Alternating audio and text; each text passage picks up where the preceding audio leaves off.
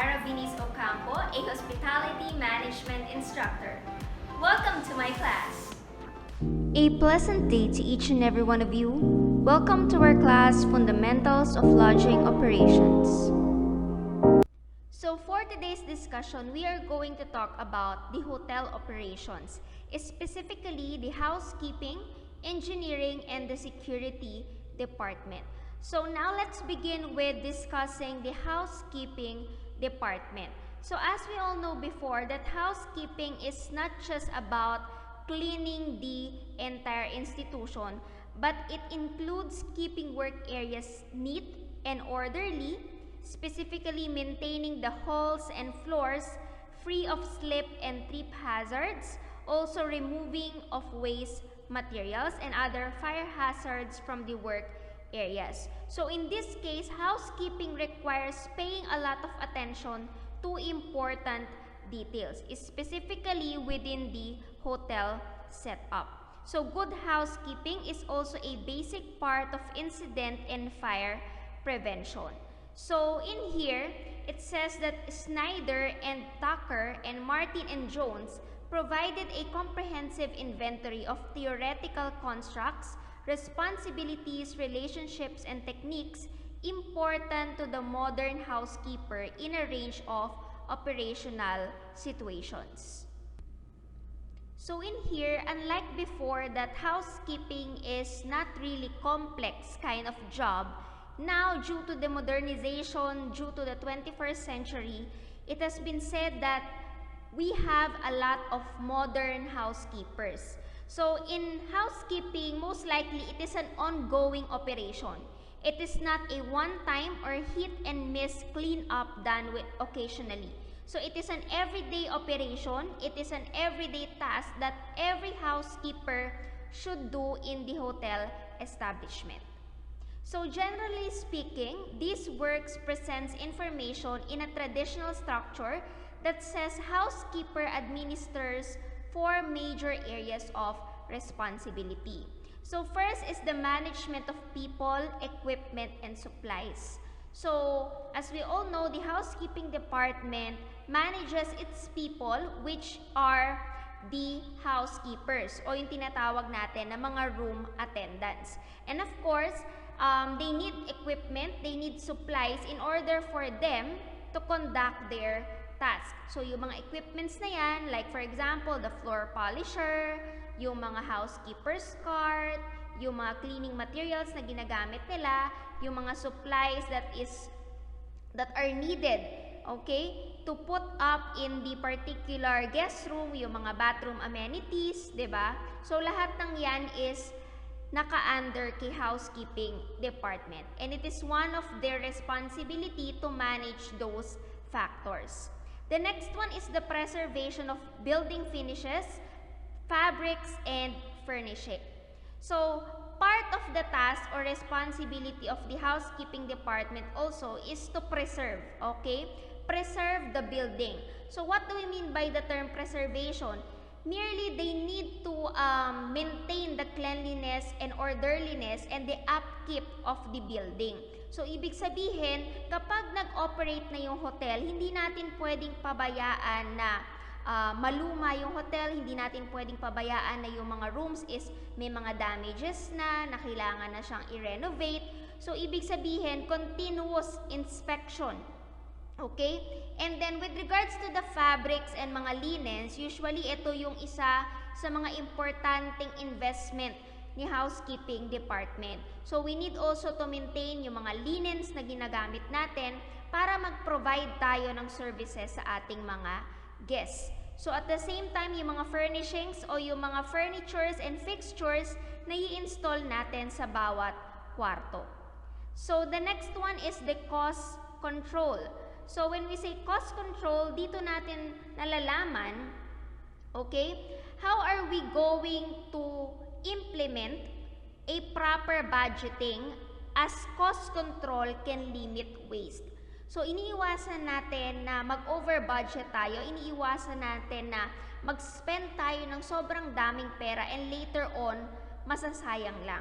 So kung ano lang yung mga kailangan na i-purchase, ano lang yung mga necessary materials, supplies na kailangan bilhin, so most likely yun lang talaga yung ating nire-request.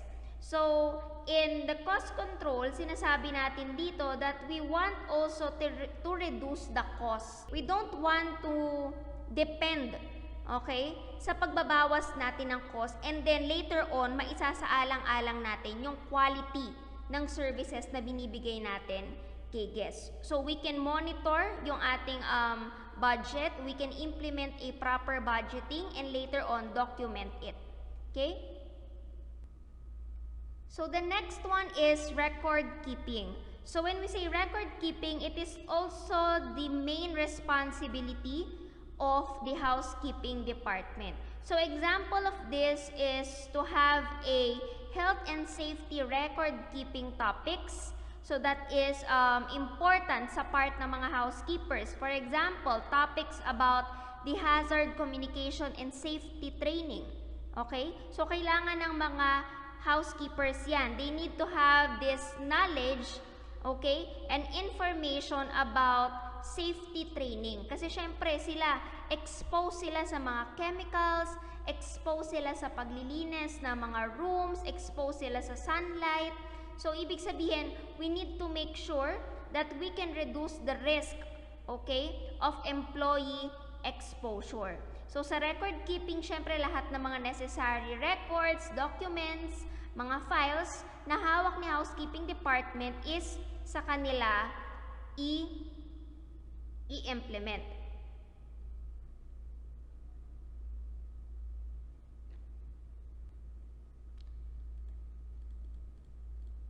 So the next one is the highlights. So it says here that while the traditional responsibilities of records, costs, supplies, and furnishings were still important, the issues central to the management of people were of overwhelming importance. Specifically highlighted were the following. So we have here the leadership, communication, strategic planning, hotel organizational interaction, departmental management, and training. So a while ago in the previous slide, we've discussed the major areas of responsibilities ng mga housekeeper. And in order for them to do it properly, of course, they need these specific highlights. They need proper leadership, diba? They need proper communication, they need to have the strategic plan on how are they going to implement yung kanilang mga napag-usapan na plano before, yung mga policies. So, hotel organizational interaction, how are they going to interact with other departments, specifically the front office department? How are they going to manage their own department, which is the housekeeping and training? So, above all, very important na lagi tayong nagko-conduct ng training sa ating mga employees. Kasi hindi naman all the time, diba? Hindi naman all the time is yan yung trend. Ibig sabihin, as the days go by, as years go by, diba? Nagbabago yung trend, nagbabago yung mga standard, yung mga procedure, yung mga policies with regards to the skills that we are conducting. So in here we have the housekeeping department organization. So even before, we've already discussed it. Like for example, the head of the housekeeping department is the executive housekeeper, and then meron siyang mga subordinates. So we also have here the hotel organization that is prioritized by the general manager. So as you can see, the top management, which is the general manager, to be followed by the levels or the subordinates under the general manager. So kung makikita nyo dyan, several departments within the hotel is specified, and then under them is yung mga associates or subordinates nila. So in most cases, the management of housekeeping function is no longer the province of the lead maid type. So usually kasi ang naiisip natin kapag housekeeping, it's like parang sila yung mga katulong na kung saan kailangan nilang linisin yung mga kwarto, kailangan nila na ayusin yung mga kwarto kapag may mga mag-check-in na guest.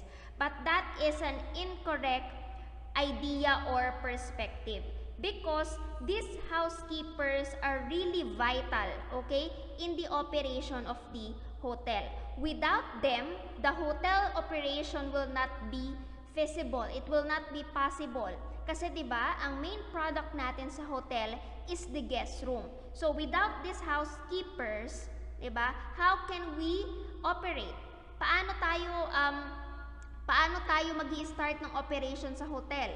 Sino yung maglilinis? Sino yung magme-maintain ng mga guest room na to kung wala yung ating mga housekeepers? So in this case, we have the running of large number of employees, of course, kasi within the housekeeping department, lalo na kung large hotel yan, we really have a large number of employees and staff. And of course, dahil meron tayong mga employees, we need to have a head of the department, a responsible head of the department, which is the housekeeping manager. Okay, so that concludes the operations of the housekeeping department within the hotel. So that's the end of the presentation of our lesson video for today. If ever you miss some points in the discussion, feel free to replay it in YouTube. Thank you so much for listening and have a nice day.